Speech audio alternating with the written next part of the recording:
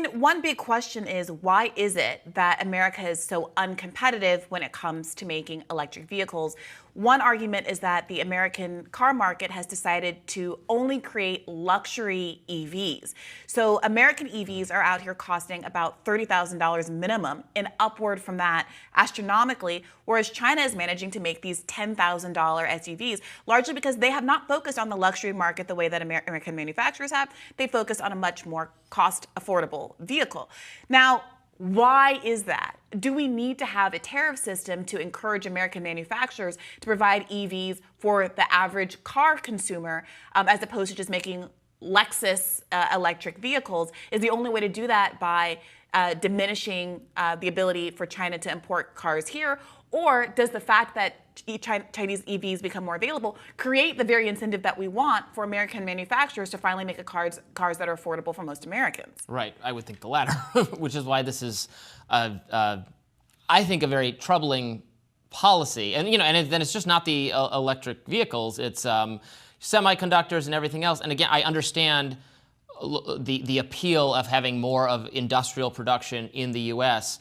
But if you look at the CHIPS Act, which everybody was so excited about, if you look at our factories actually being built here, you're finding out that even with the tremendous subsidies to do it, companies are deciding it's not profitable enough in America. So I have this I guess middle ground view that, okay, I understand the problems with China, but does that mean everything has to be built here when you can't make it happen if it's just way too expensive? So are there other countries that we have better relationships with where they could similarly have cheap production situations going on that are beneficial to emerging economies and so on, and not have it be China? Okay, fine, but we obviously can't just do it all here. Well, this is difficult because it is true that for Americans to really get the cost benefit of how inexpensive Chinese EVs are, they would have to be manufactured in North America. But this is where we get back to some of the inconsistency, not just by Joe Biden, but by Donald Trump.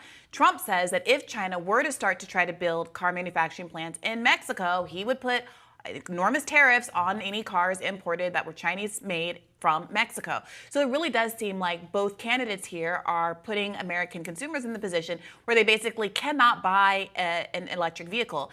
More hypocrisy from Biden because he's claims to care about the environment and claims to care about this just green transition. But instead, the only option, I cannot stress this enough, the middle tier luxury EVs in the United States are priced at $50,000. They're just not accessible to most people. Yeah, and so many political figures we've heard from, Pete Buttigieg and Jennifer Granholm, the Energy or Commerce Secretary. Mm-hmm. She's in one of those positions. She was formerly my governor of Michigan, so in my heart, that's always the role she has. Talking about, just get that's the solution to all the higher gas prices. Get an electric vehicle.